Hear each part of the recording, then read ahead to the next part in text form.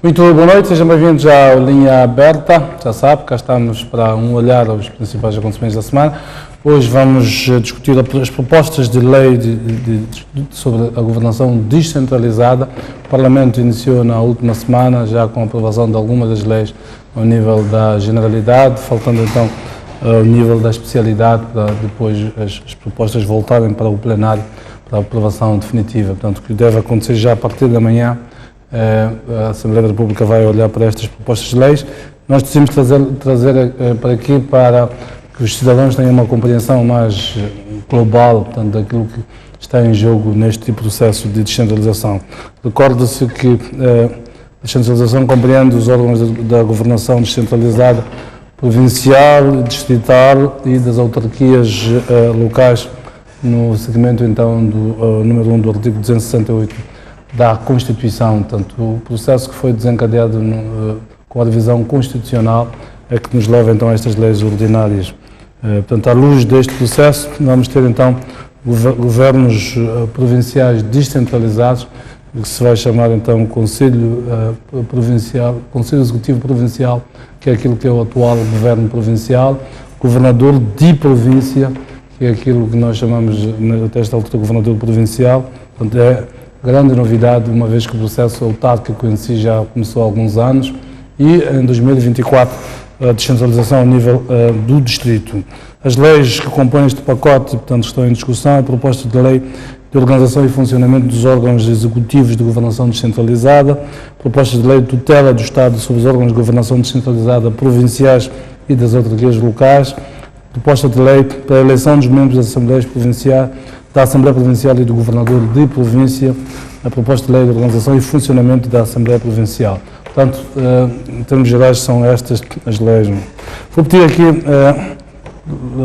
tenho comigo dois convidados, foi apresentado o Dr. Eduardo Chesiano e o Dr. Edicino de Salema, são ambos juristas, portanto, têm um conhecimento diferenciado, portanto, destas matérias. Começo pelo Dr. Eduardo Chesiano. Peço-lhe uma leitura genérica a este pacote, atendendo à nossa realidade. Se este é um modelo, e esta é a discussão, quando se começou a debater a questão da descentralização, a primeira discussão que havia, qual é o caminho? Não havendo ainda uma lei de bases vista sobre a descentralização, se este é o caminho adequado para a nossa realidade, para os problemas reais, uma vez que a descentralização visa resolver, portanto, é devolver o poder digamos, às populações. Se isto está de encontro, digamos, com os tipos de problemas que se vive, e se é um modelo sustentável para a nossa realidade. Muito boa noite, senhores telespectadores, muito obrigado pelo convite. É uma pergunta extremamente complexa. Efetivamente, não há um modelo de centralização no mundo que possa ser copiado e transposto para a realidade moçambicana. Portanto, aquilo que temos é um modelo construído dentro do contexto nacional e que responde às preocupações e problemas internas. É um modelo que está em construção, podemos afirmar, porque há um conjunto de dispositivos ainda de caráter normativo que ainda não estão disponíveis. Este pacote que está a ser aprovado podemos considerá-lo parcial. Há dois documentos adicionais que depois serão submetidos para apreciação parlamentar em relação à repartição de competência e ainda em relação ao Estatuto da cidade de Maputo. E, finalmente, será necessário regulamentar toda a legislação, aprovando decretos através do Conselho de Ministros. E, portanto, é um modelo que está a ser construído. Os traços do modelo, entretanto, podemos encontrá-los na Constituição. Portanto, quando se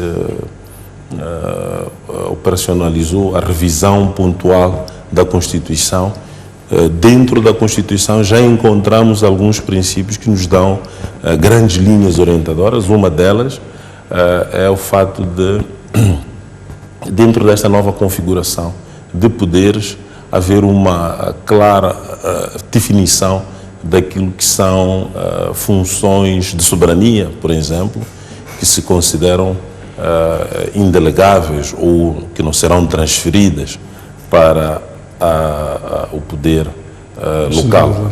E em segunda linha, isso já é uma opção.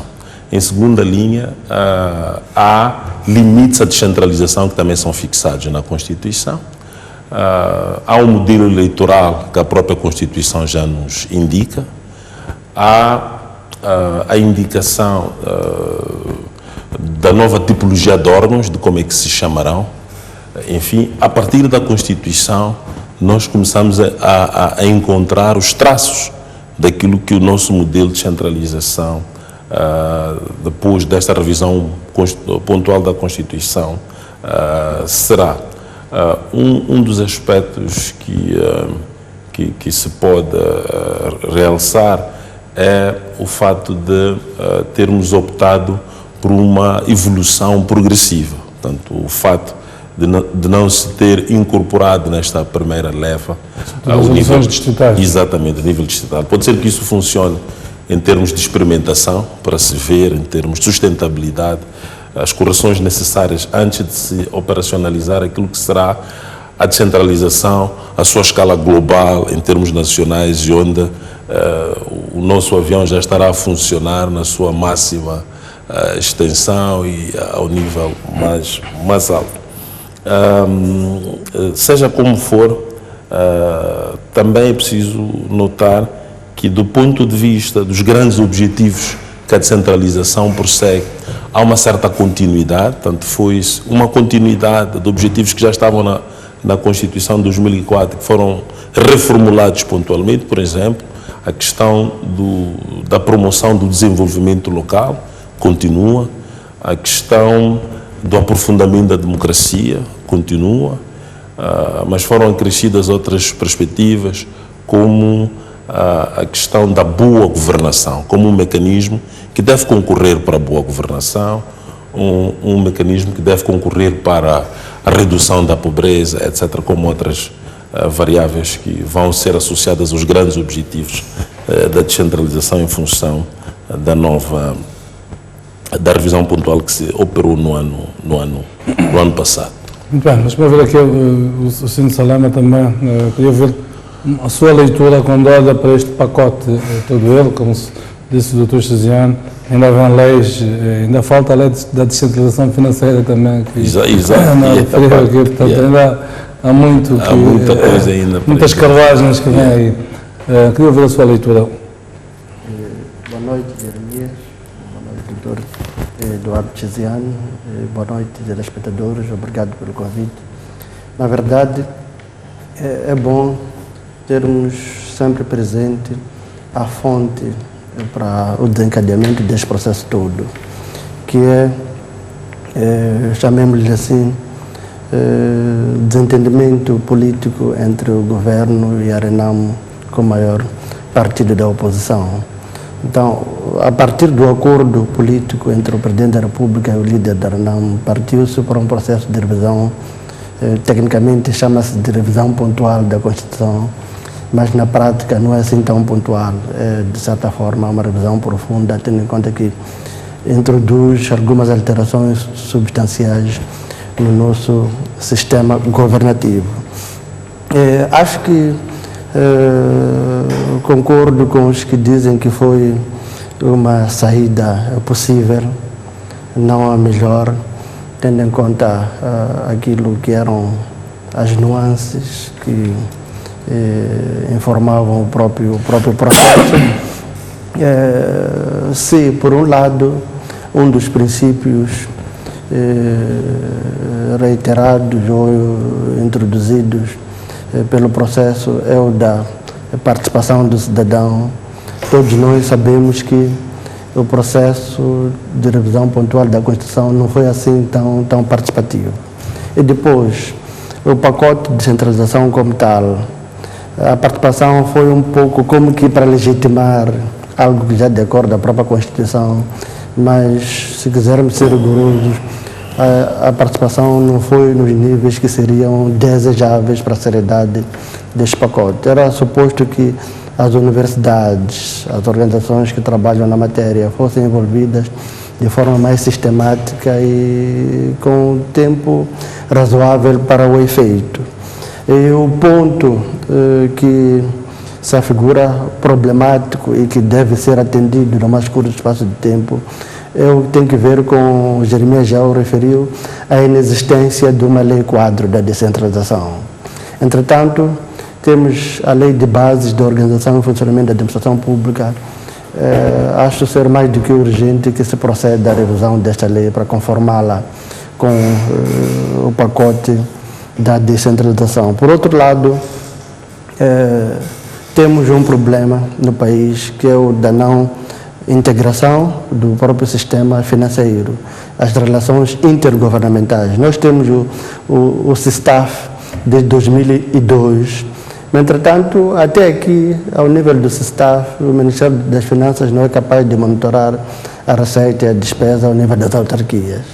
Agora estamos a avançar ainda mais com a chamada governação descentralizada. É claro que o legislador constituinte suprimiu a figura de órgãos locais do Estado, mas na prática ainda existem. Os governos descentralizados e o próprio secretário de Estado na província são órgãos locais do Estado. Entretanto, seria razoável se a breve trecho se estudasse uma fórmula para um efetivo controlo na perspectiva de monitoria, não na perspectiva de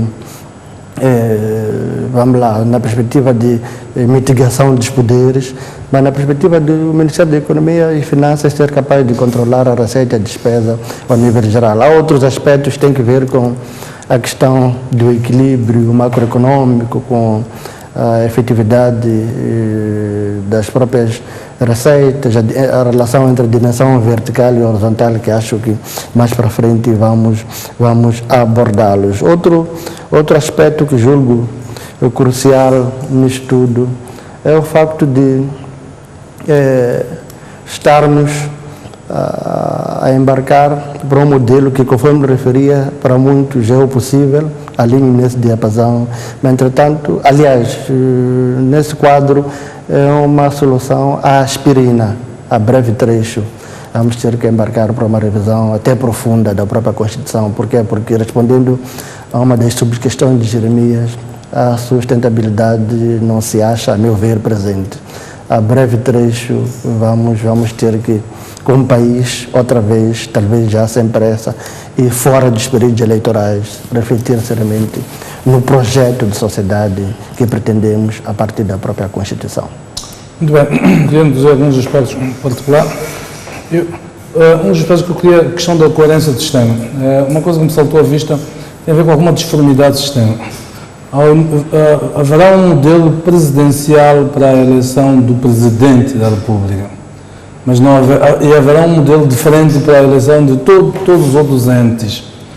Ou seja, ao eleger a Assembleia da República, portanto o Parlamento, é um modelo que já existia, que é um modelo que foi aplicado para as Assembleias Provinciais, para as Assembleias Autárquicas, no caso das provinciais e autárquicas, com a particularidade de o cabeça de lista vir a ser o presidente, o governador na Assembleia Provincial e o presidente da Conselho Autárquico.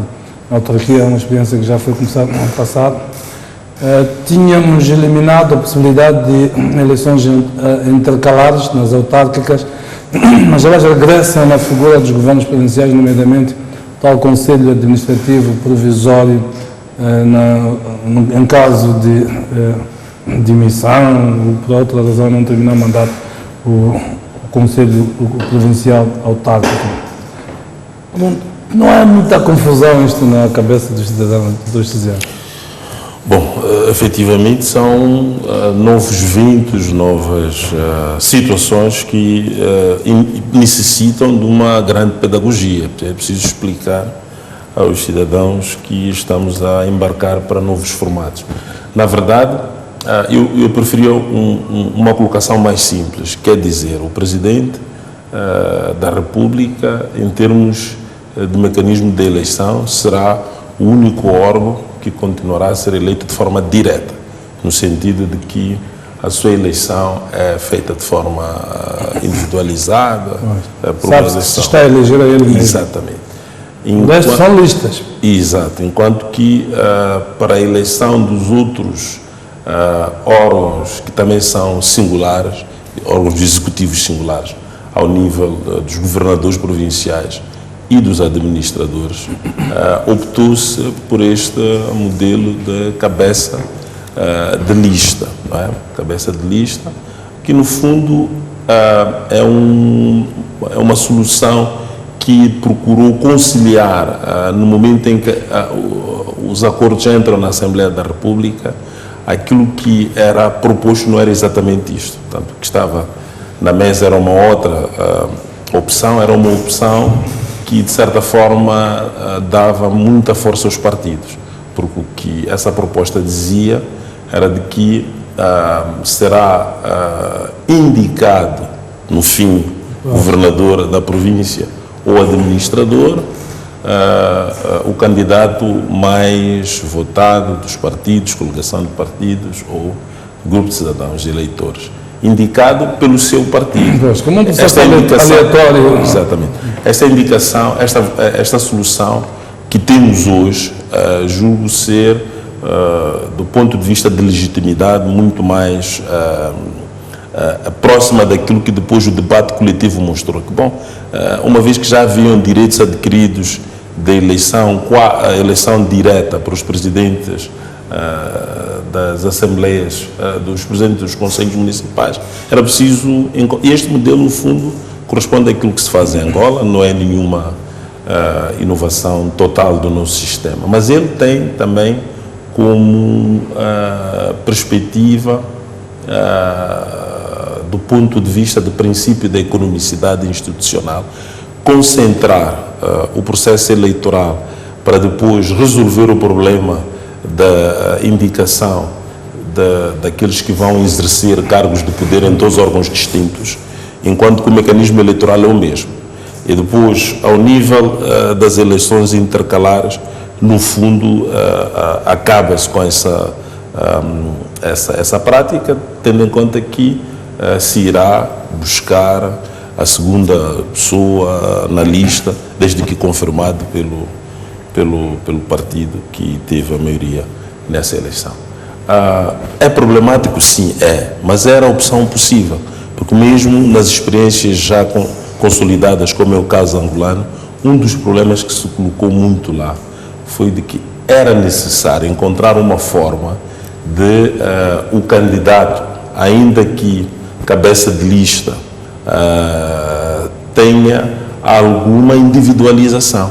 Então eles evoluíram para uma solução em que o Conselho Constitucional, o Tribunal Constitucional angolano, propôs que o cabeça de lista constasse do boletim de voto. E no âmbito da preparação deste pacote, essa questão foi discutida na consulta que se realizou. Esta opção nós já não abraçamos. Essa opção nós não abraçamos. Queria elevar um pouco a visibilidade e os problemas de distinção, etc, etc. E a bifurcação, a pessoa saber que uma coisa são a maioria dos membros para o órgão, a Assembleia Provincial ou a Assembleia Distrital, e o outro é o destacado membro, que é a cabeça de lista, que a foto está ali, etc, etc. Do ponto de vista de informação, isso seria outra. De modo que vamos partir com esta opção e depois, em função do balanço que se fará da sua implementação, é muito provável que a evolução nos próximos tempos nos leve a ir nos inspirar um pouco, sobretudo em relação às vantagens que a opção angolana trouxe. Quando se evoluiu para isso, ficou mais nítido para o eleitor que amanhã há de ser o titular do órgão executivo singular. Eu perguntava isto, estamos a falar de uma governação descentralizada, é aquela que está mais ao encontro das pessoas. E quando olhamos para a nossa realidade, a realidade do nosso país não é uma realidade muito intelectualizada, de conhecimento profundo. À medida que nos afastamos dos centros urbanos, encontramos uma realidade de pessoas que não têm grandes conhecimentos de todas estas coisas. A ideia do chefe, de eleger o chefe, estamos a eleger o Antônio, o Joaquim, o Manuel, de uma forma individualizada e clara. Ela não sucede que há o grande chefe onde é inequívoco, mas aquele com quem nós lidamos no imediato já não. Se isto não é de alguma maneira alguma contradição neste processo? Bem, eu percebo muito bem, faz sentido essa colocação. Na verdade, é um pouco nesse quadro que eu referia na minha primeira intervenção, que esta há de ter sido uma solução à aspirina. Uma solução à aspirina que, numa certa perspectiva, pode mostrar um passo em frente e 2 passos atrás. Não na perspectiva usada por Lenin, naturalmente, mas na perspectiva de que estamos a avançar, mas também a mostrarmos, como país, temos muitos receios.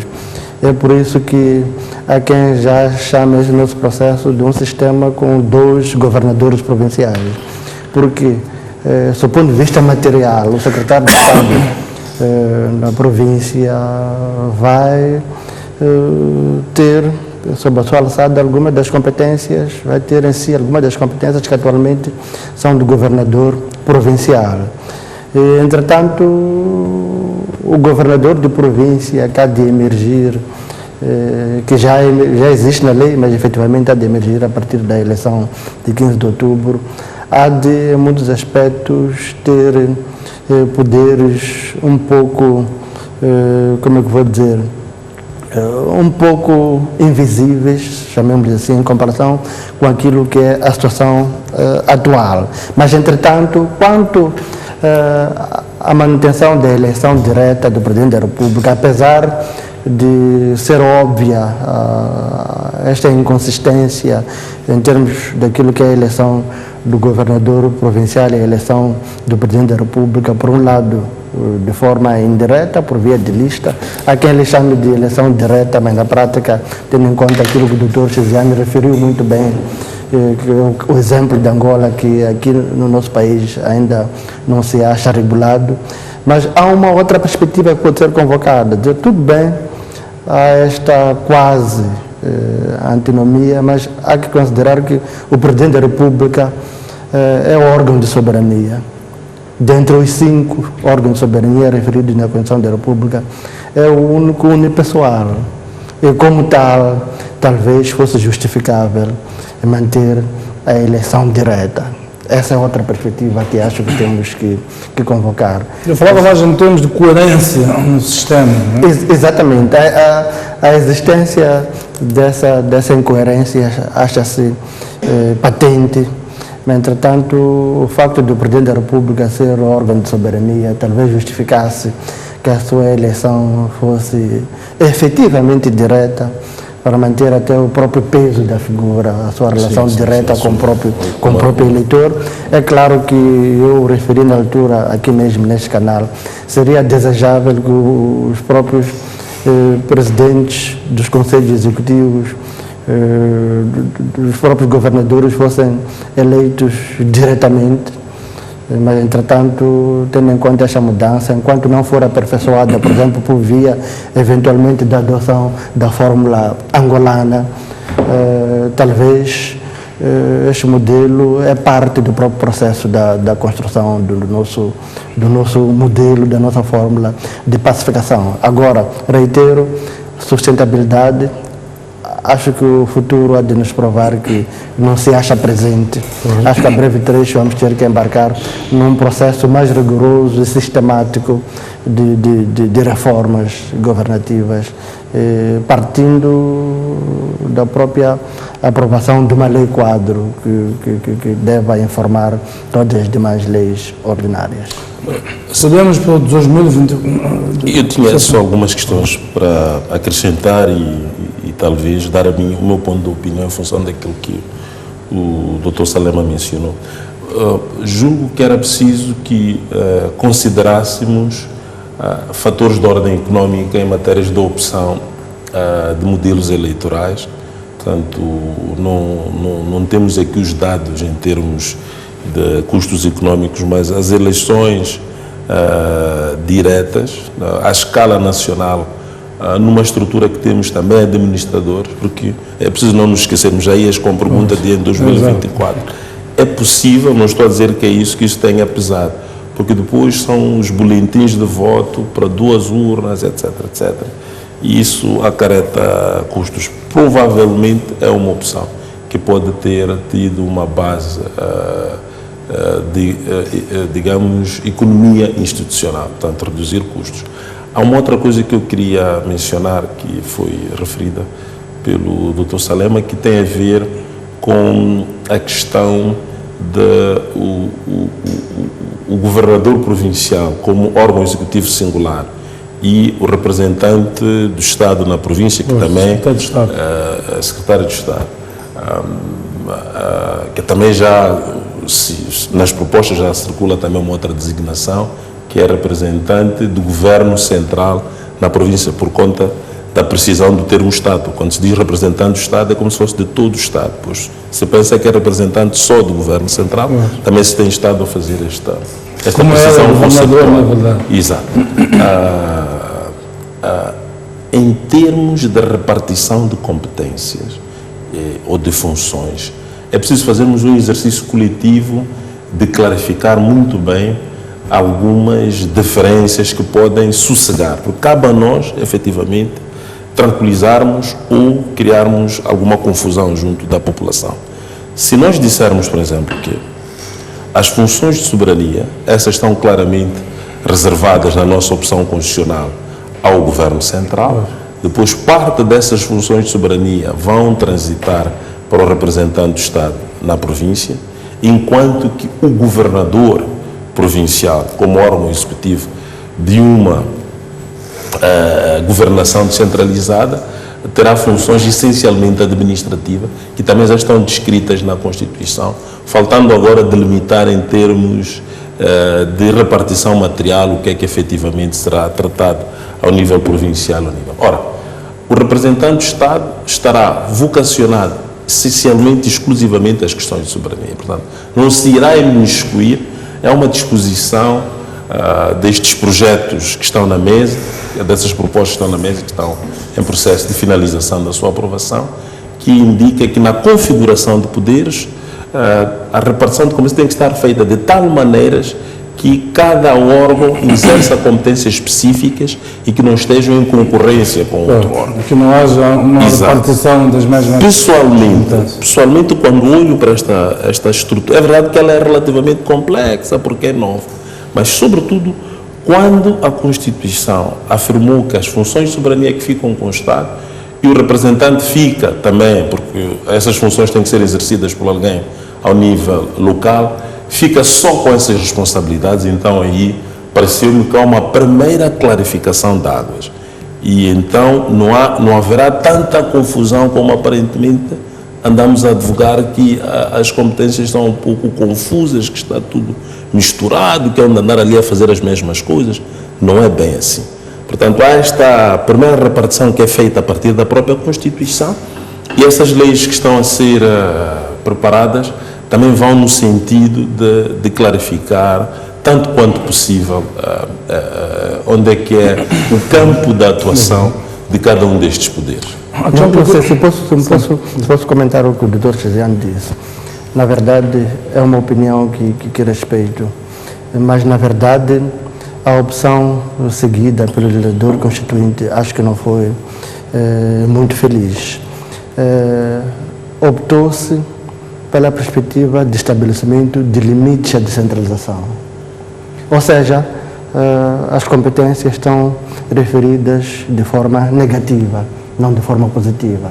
Acho eu que de forma positiva, não tendo isso sido feito na Constituição, há que tal ser efetuado na lei de forma muito clara. É claro que o doutor Chesiane, sendo o jurista que é, com o conhecimento que tem, para ele, estando estabelecido de forma positiva ou de forma negativa, dá no mesmo, do ponto de vista de entendimento daquilo que é o sentido e o alcance da própria lei. Mas acho eu que um estabelecimento positivo, claro, inequívoco daquilo que são as competências de ambas de ambas as entidades governativas ao nível da província de forma positiva, acho que seria uma boa notícia para o nosso processo governativo. Não temos, a partir do próprio Parlamento, deputados que eventualmente têm a sofisticação que talvez seria desejável. Então, a especificação daquilo que não ficou específico na Constituição, nesse pacote de descentralização, acho que tem que ser ainda considerada em sede do debate na especialidade já a partir da manhã. É verdade. Mas é verdade também que quando se diz que as funções de soberania incluem, por exemplo, a elaboração de políticas nacionais, inclui a questão da tributação, a questão da expensão geral, as finanças, a questão de controle de fronteiras, a questão da diplomacia, etc.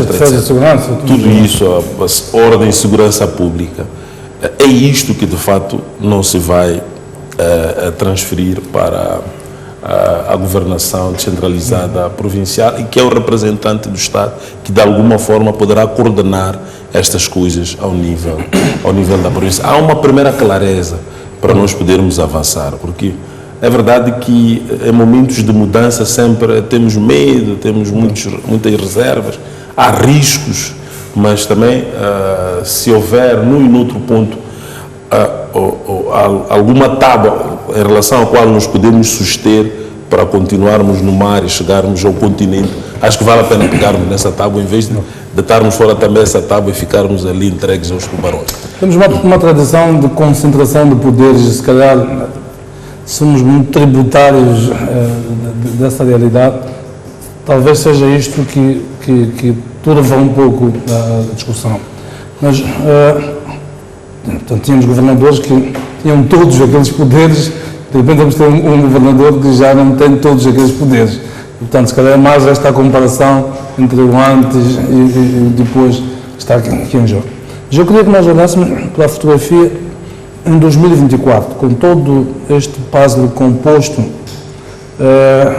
Eu estive a compulsar as leis para tentar perceber a relação entre estes órgãos de governação descentralizada, portanto, ao nível distrital, ao nível autárquico, ao nível provincial, com a questão territorial. O administrador vai ser eleito, vai ter ali uma Assembleia Distrital, vai ter um programa, vamos lá, de governação, vamos ter um distrito, vamos ter uma província com 10 distritos, digamos, Zambésia, Nampula, são províncias muito grandes, tem 10 distritos de cores partidárias diferenciadas, tem autarquias, várias autarquias de cores partidárias diferenciadas. Qual é, de facto, a diferenciação do ponto de vista de espaço territorial daquilo que foi o vosso entendimento a partir de 2024? Nesta altura, a lei diz que os distritos continuam vão reportar ao administrador até 2024. De 2024, o que é que acontece com os postos administrativos, as localidades, as povoações nesta relação, uma vez que já não existe a tal figura de órgãos locais do Estado? Sim, primeiro concordar com Jeremias, esta é na verdade uma descentralização centralizadora. O próprio facto de se avançar para o estabelecimento de secretário de Estado na província, cuja designação ainda pode ser objeto de mudança, a meu ver, prova disso. Agora, o facto de a governação descentralizada não constituir necessariamente o nascimento de uma nova pessoa coletiva de direito público e por isso sem território, pode na verdade deferir certos aspectos até que se realize a eleição de 2024. A partir dessa altura, conhecendo aquilo que é a geografia política deste país, como bem referiu Jeremias, e partindo do princípio de que os distritos são circunscrições territoriais tendo em conta aquilo que há de ser a sua relação, por um lado, naquilo que são as funções de soberania, se percebe bem, com o secretário de Estado de província, e para o demais, pelo menos em termos de colaboração com outros entes governativos provinciais. Na verdade, vai ser interessante perceber como é que a estabilidade, a harmonia, a coordenação hão de ser assegurados a nível da província. Na verdade, seremos um laboratório do nosso próprio processo governativo, mas para mim isso é a figura inequívoca que, se daqui até 2024 vamos estar a experimentar uma nova fase do nosso processo governativo, a partir de 2024 a coisa há de mudar ainda mais de figura, tendo em conta, como bem referiu, províncias como Nampula, Zambésia, Tete, Manica, Sofala, onde, do ponto de vista político, há um hibridismo claro que talvez ainda existe em províncias como Gaza. Então será interessante os próprios atores políticos se prepararem para uma melhor convivência, para melhor negociação, para a colocação de interesse público acima dos seus próprios interesses partidários. Então isso tudo acho que há de ser interessante seguir nos próximos anos, em particular a partir da eleição de 2024. Doutor Cesiano, queria ver a sua opinião. Pois, muito obrigado. Na verdade, em 2024 estaremos a funcionar já em pleno, não é? Com todas as variáveis introduzidas. Eu, entretanto, não sou muito pessimista em relação a estas opções todas que se fizeram. Concordo parcialmente com o que o Dr. Salema mencionou há pouco. Um dos desafios do nosso processo de descentralização é o fato da descentralização estar a ser erguida dentro de um sistema contra tradição centralizadora. Isso é verdade. Isso está devidamente documentado. Várias personalidades académicas do nosso país reportaram esta característica do nosso sistema, até do ponto de vista da mentalidade, não é? O professor Oscar Monteiro... Descentralizar é perder poder, não é? Exato. Mas, de toda maneira, é preciso ser otimista no sentido de que este é o caminho que já está traçado. E é preciso também perceber que ele foi traçado com alguns consensos, pelo menos, dos grandes partidos que têm representação parlamentar, e cabe-nos depois procurar contribuir para que isto seja operacional. Eu sempre insisti que, do ponto de vista da utilidade do representante do Estado na província, é uma figura sem dúvida necessária, e ela não está ali para ofuscar o governador, ela complementa-se ao governador, tendo em conta que as suas funções e as suas integrações são diferenciadas. Enquanto que o governador está integrado numa governação descentralizada, o representante do Estado está integrado na governação direta do Estado. É por isso que é nomeado pelo presidente, é exonerado, etc, etc. E tem funções específicas, por exemplo, em matéria de ordem e segurança pública, coisa que o governador não terá, porque ele terá ocupações mais associadas à promoção do desenvolvimento local, melhorar os serviços, melhorar a articulação entre os distritos, melhorar uma série de respostas no setor do licenciamento econômico que a classe empresarial precisa, e na área do melhoramento do fornecimento de serviços ao cidadão em diferentes sectores. Portanto, será uma figura mais vocacionada para a atividade administrativa.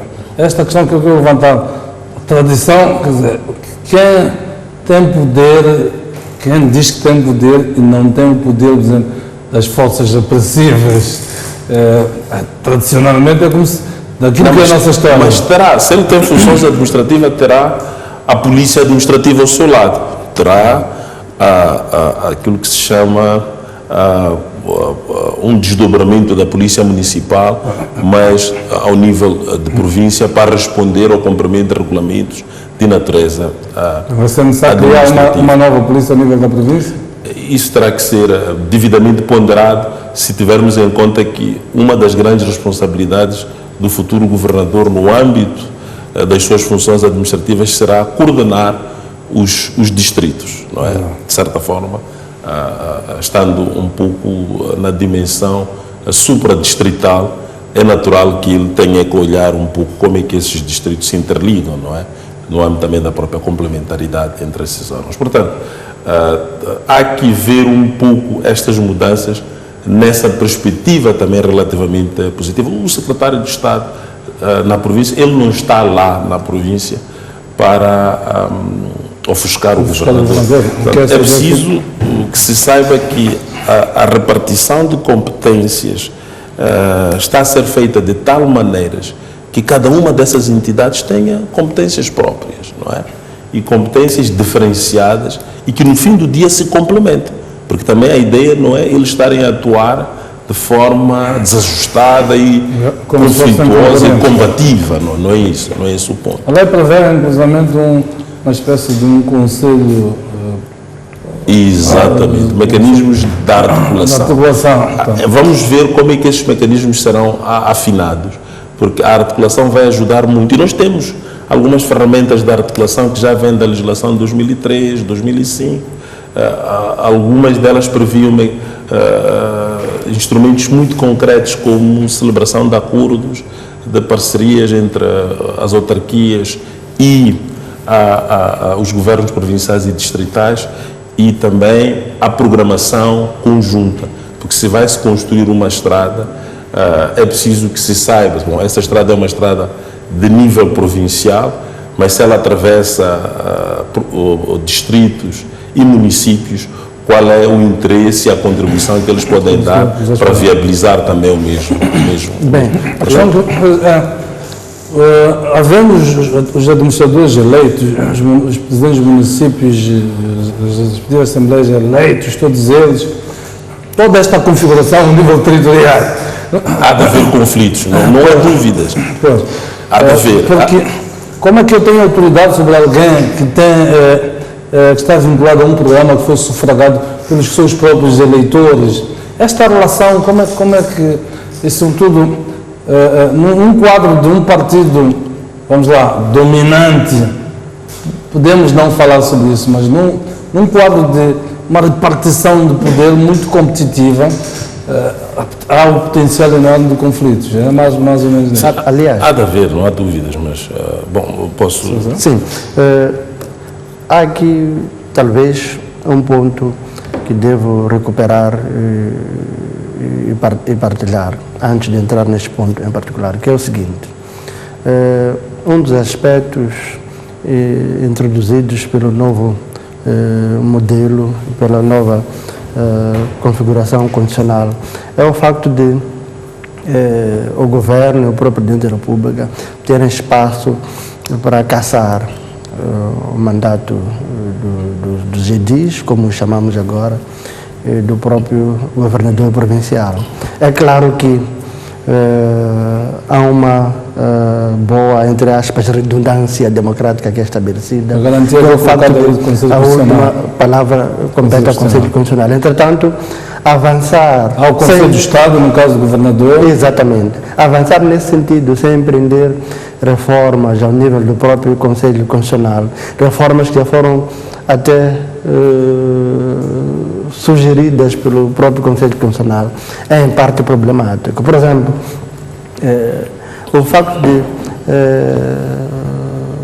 os conselheiros terem a possibilidade de renovar os seus mandatos, em parte faz com que eles atuem tendo em conta a gestão daquilo que é uma sua eventual continuidade. Acho eu que se fosse mandato único de 9 ou 11 anos e que não renovável e que talvez até se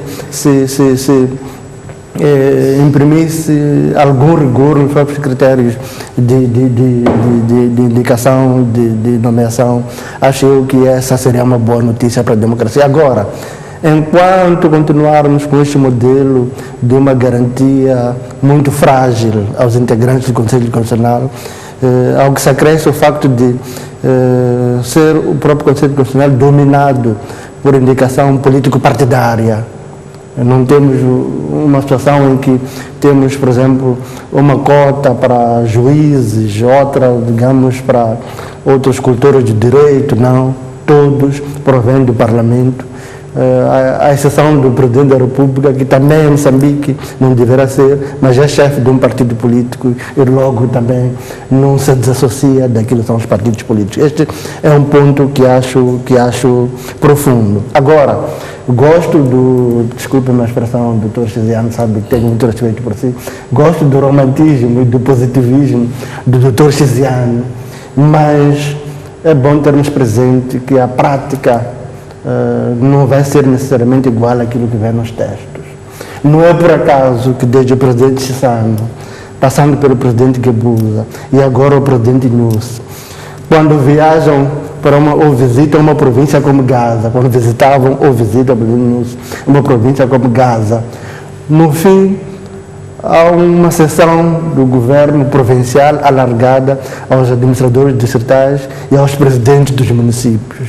No entretanto, quando já está em Sofala, ou em Gaza, ou na Zambésia, onde há municípios dirigidos pela oposição, já não se alargam essas sessões aos presidentes dos conselhos municipais. Agora, se a questão fosse princípio, fosse interesse público, fosse o facto do chefe de Estado ser chefe de todos nós, até do líder da oposição, naturalmente que a coisa iria ser operada de outra forma. Então, numa perspectiva realística, vamos ter desafios, como bem disse, há de haver conflitos. É claro que o conflito, do ponto de vista sociológico, não é algo necessariamente mau, mas estamos a falar do conflito mau no sentido até de bloqueios, no sentido até de atrasos da alocação de fundos, se o interesse público não for colocado em primeiro lugar. Esses riscos todos, acho que estão lá. É claro que a prática há de nos dizer o que exatamente. Eu queria trazer uma dimensão para a vossa reflexão da repartição de recursos financeiros. Tudo isto precisa de ser operacionalizado com recursos financeiros. Que tipo de... Ainda não existe um projeto de lei, ao contrário disto estamos a falar, ultimamente isso não há. Que tipo de modelos é que acham que se pode seguir, tendendo a todo um conjunto de questões de ordem étnica que podem ser levantadas a partir do processo de descentralização? Nós temos petróleo, produzimos mais, achamos que merecemos mais, temos uma maior contribuição na economia do país. Que tipo de modelo? Bom, atualmente o nosso modelo de facto combina, por um lado, uma descentralização financeira mais de matriz formal e menos de matriz material. O que é que eu quero dizer com isto? Do ponto de vista do poder de arrecadar receitas que está fixado para os conselhos, os conselhos autárquicos, há a previsão de que a tributação autárquica incidirá sobre 4 grandes impostos, não é? O imposto predial, o imposto pessoal, o imposto imposto sobre veículos, etc. Isso acrescido ao fato de que as autarquias também têm o poder de criar taxas, mas elas criam dentro do critério da necessidade e também na fixação do valor devem seguir o princípio da equidade. Então, tem que ser um valor fixado de tal maneira que corresponda à necessidade em matéria de recuperação de custos para manter aquele serviço.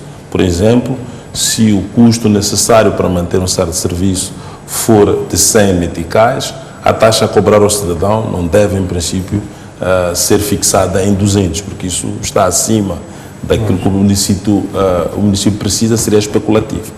Portanto, e há umas e outras taxas que os municípios têm criado, mas aqui também tem havido dificuldade, porque os órgãos de tutela às vezes não são favoráveis à criação este modelo está a ser transposto para pensamos que, em princípio, poderá ser mais ou menos este modelo.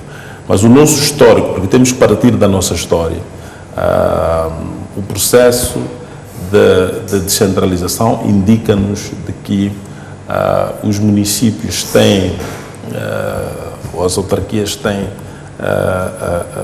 uma autonomia financeira inacabada, porque as receitas que podem cobrar não satisfazem as despesas que têm pela frente, porque as despesas são complexas, têm primeiro que resolver o problema das despesas obrigatórias, contornar e evitar as despesas proibidas, depois o pouco que resta para a sua liberdade de realização de despesa é muito residual, portanto é muito pouco e não conseguem sequer promover investimento. Não é que estão todos à espera do fundo de compensação autárquica, é por isso que depois, quando não cai, não há salário. Temos os fundos de compensação autárquica, os fundos de descentralização de investimentos no setor de infraestruturas e outros tantos fundos de fomento de estradas, por aí fora.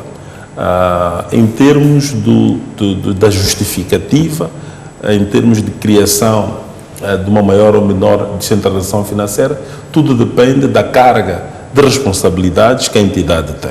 Portanto, em princípio, terá que se pesar muito bem o conjunto de responsabilidades que o governador provincial terá e olhar-se para aquilo que o distrito também terá e em função disso, e olhar-se aquilo que vai sair do nível central para a província, aquilo que vai ser transferido para, em função disso, costurar-se um sistema tributário autárquico que possa responder às necessidades da província. Contudo, é preciso indicar que há dois limites. Portanto, o poder de criar receitas por parte dos municípios não inclui, por parte da governação descentralizada, não inclui, digamos, a alocação a estes entes de uma espécie de poder de criar receitas de natureza fiscal, porque essas sempre são criadas pelo Estado. E, finalmente, há não consignação de receitas. Isso, e há sectores que foram entendidos como áreas cuja intervenção cabe ao Estado, que é esta coisa dos recursos naturais e o setor energético. Mas, para mim, finalmente, em relação a este ponto, entendo que tudo dependerá do peso que se fará, das responsabilidades que passarão para a província e que passarão em termos de repartição também para o distrito, e que estão também algumas com as autarquias que atuam nesse espaço provincial, e é isso que vai definir, em última análise, o tipo de necessidade em matéria financeira. Vou pedir ao realizador para nos abrir a linha para interagirmos com os nossos telespectadores. Já se terão a perceber então que estamos a discutir a questão das propostas de leis sobre governação descentralizada, uma matéria que vai determinar muito daquilo que é o futuro deste país proximamente, em função desta enorme complexidade. Só esta última parte que o Dr. Cisiano estava a referir vai ser uma enorme engenharia para ver até que ponto os jogos políticos, os favorecimentos a esta ou aquela província podem ser determinantes nisso, mas tem a indicação de que já temos o primeiro telespectador em linha. Boa noite. Boa noite. Tens uma outra fotográfica, esta não está a escrever. Boa noite. Muito boa noite. Boa noite, faça favor. Saúde os convidados de hoje. Sim. Sobre essa nova governação que vai se iniciar no próximo ano, depois das eleições. Será que eles sempre haver diálogo entre a oposição ao governador de uma província? Será que mesmo haverem diálogo entre os secretários de Estado? Não pode haver essa coisa, cada um puxar para o seu lado. Não pode tomar porque já está no Estado, está para servir o povo moçambicano. Eu Eu apelo àqueles que vão ganhar e àqueles que vão ser eleitos como governador das províncias a haver diálogo. Porque se não há diálogo, a Esconovana vai criar guerra nas províncias. É preciso que os moçambicanos unem e lutem para o benefício do povo moçambicano.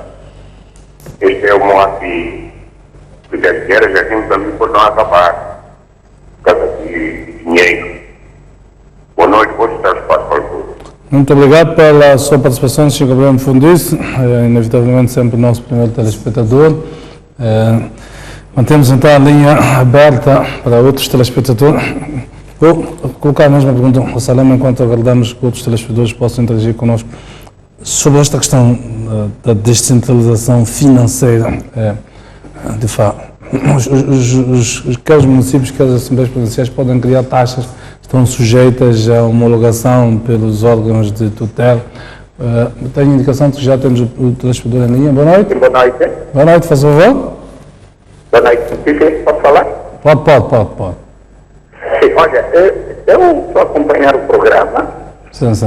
E eu concordo plenamente com o doutor Gertino Salema, quando fala de que realmente esta lei é muito romântica, mas em termos práticos, se nós formos a ver, há questões profundas que não se tiveram em conta, que é a questão, por exemplo, da reformulação, podemos dizer assim, da organização das estruturas de Estado, tanto para falar das instituições públicas. Esse problema da dupla subordinação, por exemplo, como é que vai funcionar? Temos aqui, por exemplo, os diretores provinciais, né, que são membros do governo. Como é que vai ser? E depois temos a questão das políticas nacionais. Nós sabemos que são políticas, temos a política de saúde, educação, etc. São verticalizadas, não é? Como é que vai enquadrar, tendo em conta os interesses político-partidários, ao nível dos governos provinciais, com aquilo que seria uma ideia nacional das políticas que nós sabemos, por exemplo, tanto na distribuição de recursos, metas, etc. Como é que vai funcionar isso? Não é? E depois temos a questão dessa questão do secretário de Estado. Não é? Como é que vai funcionar? Será que ele terá o seu gabinete com os seus subsecretários? Porque ele não pode controlar tudo. Não pode controlar a saúde. Por mais inteligente que ele seja, não vai poder controlar temas de segurança, temas de várias funções de soberania que, de uma ou de outra forma, acabam se enquadrando naquilo que é a visão do manifesto do presidente. Como é que vai ser? Então, eu acho que há alguma coisa que não está muito bem clara nesta organização. Porque, primeiro, era necessário desmantelar todo o sistema de provimento de quadros ao nível do Estado. Retirar a questão da designação de quadros para os cargos diretivos do Estado. Retirar esta questão da dupla subordinação, não é? Mesmo dentro do Conselho do Governador. Como é que vai funcionar o sistema de fiscalidade entre o poder executivo, que é o poder do Estado, e o poder político? Portanto, esse é o grande problema. Não está a haver aqui uma dicotomia clara. Então, estamos apenas a redistribuir o poder político, mas o poder estatal continua cativo sobre o poder político. Então, eu acho que é preciso... Muito bem, Sr. Roberto, penso que já ficaram as ideias essenciais dos questionamentos que está aqui a levantar, que merecem de facto uma discussão profunda para a sua clarificação. Agradecemos então, mantemos a linha aberta para ouvirmos outros telespectadores. Quando não temos telespectador, bom, vamos a sair. Aquele mano enquanto tinha saído. Boa noite. Boa noite. Boa noite. Bom, senhor Saído, não sei se consegue nos ouvir. Acho que há algum problema com... Boa noite. Boa noite. Faça um favor, senhor Saído. Boa noite. Boa noite, faça um favor. Boa noite. Boa noite, nós estamos a ouvir. Boa noite. Pode falar. Oh, bom, eu acho que essa lei Sim, boa noite, boa noite. Pode falar, continua a falar, estamos a ouvir. Falar? Sim, eu acho que essa lei está vendo uma vez criar mais confusão nas coisas. Porque que o governador, por que o governador eleito não pode ter as mesmas obrigações, os mesmos direitos dos governadores atuais? E os secretários de Estado podiam ter também os mesmos direitos e obrigações dos secretários de Estado provinciais. Porque isso está a mudar muita coisa. Isso pode criar confusão.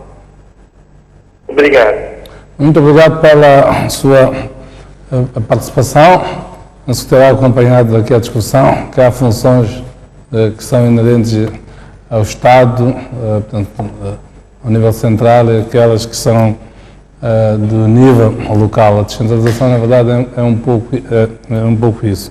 Mantemos, portanto, a linha aberta para ouvirmos outras perguntas, outros comentários, eventualmente. Não sei se temos alguém. Eu tinha colocado ao Salema a questão da repartição dos recursos financeiros, mas depois queria ver também da vossa parte se este modelo existe em algum outro lugar onde já foi experimentado alguma coisa igual. Eu conheço modelos mais dos Estados federais, portanto, onde mais ou menos está claro. Bom, tem a indicação do Sr. Inhabanga, falando do Partido de Maputo. Vamos ouvir o Sr. Inhabanga. Boa noite. Boa noite, Sr. Inhabanga. Bom, nós estamos a ouvir o Sr. Inhabanga. Se estiver a acompanhar-nos, pode insistir. Boa noite, já está em linha. Sim, faça o favor, Sr. Inhabanga. Sim, faça o favor. Boa noite. Boa noite, faça o favor. Boa noite. Boa noite. Está acompanhando? Boa noite. Bom, vou pedir ao nosso sonoplasta, já começa a ser corrente com todos. Temos já que ver como é que estamos a ter o retorno da parte dos telespectadores. Dá a sensação de que eles não nos ouvem, nós já que estamos a ouvir a eles. Eu sou o nosso homem de som para ver essa questão. Bom, enquanto mantemos isto, eu coloquei essa muito rapidamente, vou interromper muitas vezes nesta altura. Sim. Há um princípio que governa processos destes, cuja enunciação é esta: finance follows the functions. Em inglês, que em português é qualquer coisa que, a partir da altura que há descentralização de funções, de competências, é necessário que isso seja acompanhado pela necessária descentralização financeira, ou fiscal, se quisermos. Não é possível suster aquilo que são as consequências de responsabilidades públicas sem que tenhamos recursos para o efeito, recursos fiscais. Vou interromper, nesta altura para dizer aos telespectadores, vamos a Inhambane, enquanto o Sr. André. Boa noite. Boa noite, Sr. André. Alô, boa noite. Boa noite, faça o favor. Eu queria ter a minha opinião com o companheiro. Atenção. Quero acreditar que é uma ideia que se calhar também algumas coisas podem ser deixadas, mas é importante também fazer sentir como cidadão moçambicano, não é? Eu quero acreditar que esta lei pode ajudar de uma certa forma, na medida em que poderá simplificar o processo de administração de uma certa forma, mas também quero concordar, quero partilhar a ideia com os moçambicanos que acham que a figura do Estado, a figura do Estado nas autarquias ou nas províncias pode, de uma certa forma, ofuscar o governador eleito, embora o Estado haver haver pertinência dessa figura executiva. Mas eu quero acreditar que poderia haver um meio termo aqui, se existisse realmente uma confiança de governação, poderia existir um meio termo em que estas funções fossem todas elas transmitidas ou transformadas para o governador como legítimo eleito. É o que acontece agora com os governadores. Então, fica um pouco patente a desconfiança e a necessidade de continuarmos a conter algumas coisas entre o governo central e os outros governos mais menores. Essa é a minha opinião e acho que é bem sim da lei, mas poderia ser melhor, na minha opinião, se não tivéssemos a figura do secretário de Estado. Muito obrigado. Muito bem, muito obrigado, Sr. André, pela sua participação. Podemos atender mais 2 telespectadores, depois encerramos. Então, a linha aberta, Salama vai tentando concluir nesta altura. Sim, enquanto se procede com a descentralização administrativa como tal, é necessário que isso seja acompanhado por uma descentralização também fiscal, por um lado. Por outro lado, é necessário termos presente que, como bem introduziu o Dr. Tiziano, num país como o nosso, em que temos províncias como Cabo Delgado, como Tete, como Inhambane, que já estão quase a explorar recursos minerais, e outras com potencial, e outras que não estão na mesma situação. É importante que o governo central continue com algumas responsabilidades fiscais a nível nacional, mesmo nos governos descentralizados, chamemos-lhes assim. É para garantir, acima de tudo, 3 coisas. Primeiro, equilíbrio macroeconômico. Isto há de ser responsabilidade do governo central, garantir que... Deixe-me só atender mais um telespectador, vai ser o nosso penúltimo telespectador, Sr. João, fala-nos a partir da Matola, boa noite. Alô? Alô, boa noite, Sr. João. Boa noite, Dr. Jeremias, como está? Está tudo bem deste lado, faça favor. É desse lado também. Bom, eu apenas tenho 2 questões em relação ao tema que estamos debatindo, não é? Sim, sim. Sim, boa noite, Dr. Jeremias. Estamos a ouvir, pode colocar as suas opiniões. Ok. Bom, Dr. Jeremias, eu gostaria de apresentar 2 questões em relação ao tema que estamos debatindo. Exato. Sim, a primeira questão que eu gostaria de colocar é esta. Qual é... Alô? Sim, sim. Continua a falar novamente, estamos a ouvir. Ok. A primeira questão que eu gostava de colocar é esta. Qual é a relevância da existência de um secretário do Estado? Essa é a primeira questão. Sim, sim. Então, a segunda questão é, em termos de estrutura orgânica, entre o secretário do Estado e o governador, quem é que tem poder acima do outro? Tendo em conta que os governadores são eleitos. Muito bem. Obrigado pela sua... Essas são as 2 questões, não é? Muito obrigado. Vão certamente responder os nossos convidados aqui. Povo que ele tem chefe, que é um dos chefes de uma forma inequívoca. Dizia que, sendo crucial que qualquer descentralização de funções de pendor administrativo seja acompanhada também de transferência de competência no domínio fiscal ou descentralização fiscal, se quisermos, é necessário que o governo central, num contexto como o nosso, continue a ter responsabilidades bem definidas. Resumo 3, que para mim são centrais. Primeiro, a garantia de equilíbrio macrofiscal. Por outro lado, a própria eficiência fiscal. É importante que haja uma fórmula que garanta equilíbrio. Há que verificar, por exemplo, cada província, o que arrecada localmente e qual é a sua despesa. E havendo déficit, claro que a bem do interesse público tem que haver uma fórmula. Só atender o último telespectador, Sr. Elias, está em linha, boa noite. Alô, boa noite. Boa noite, faz favor. Alô? Sim, faz favor, Sr. Elias. Sim, eu quero também gostaria primeiro de saudar o painel, Sim. ao Dr. Eduardo e ao Dr. Elcio. Para mim, primeiro esse debate está a surgir agora.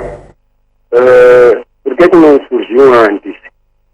Para haver mais detalhes acerca da própria divisão administrativa, haver mais detalhes acerca das funções de cada órgão.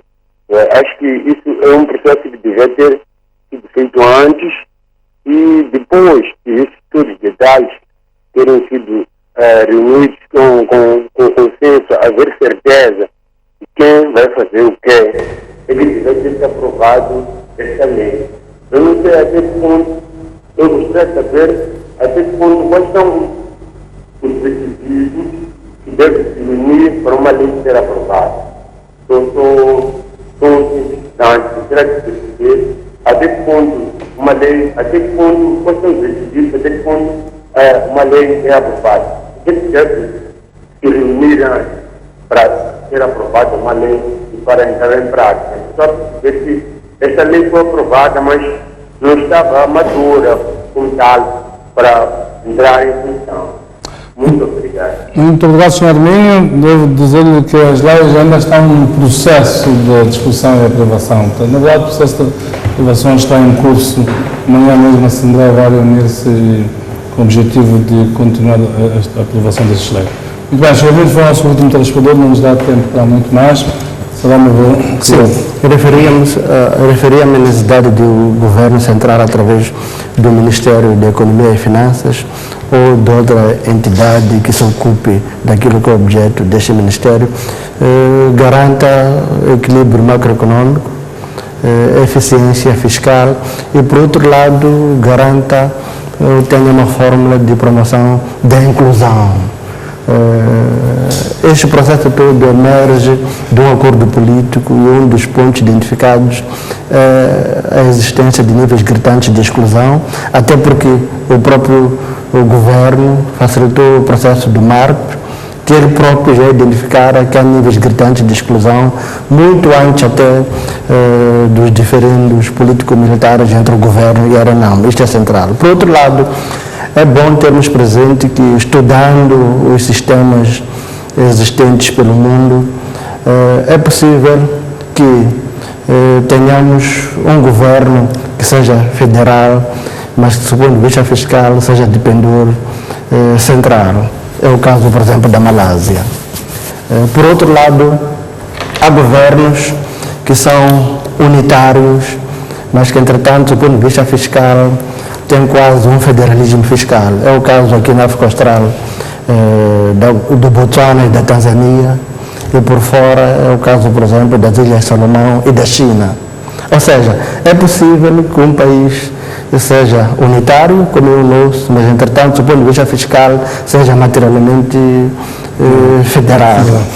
Isso é possível. Então, o importante aqui é que o nosso governo, os nossos dirigentes políticos, os nossos representantes na Assembleia da República, assim que chegar a essa altura, aliás, antes mesmo, se preparem, estudem, se aconselhem devidamente, façam as análises necessárias para que aquilo que emergir desse exercício profundo de análise e reflexão seja efetivamente aquilo que possa funcionar para nós, tendo em conta a promoção do equilíbrio macroeconômico, eficiência fiscal e também que a descentralização fiscal seja em si uma fórmula de promoção da inclusão. Conforme referia no início desta conversa, temos a lei do SISTAF de 2002, mas até hoje o Ministério das Finanças ainda não consegue, através do SISTAF, monitorar a receita e a despesa ao nível dos municípios. Isto diz muito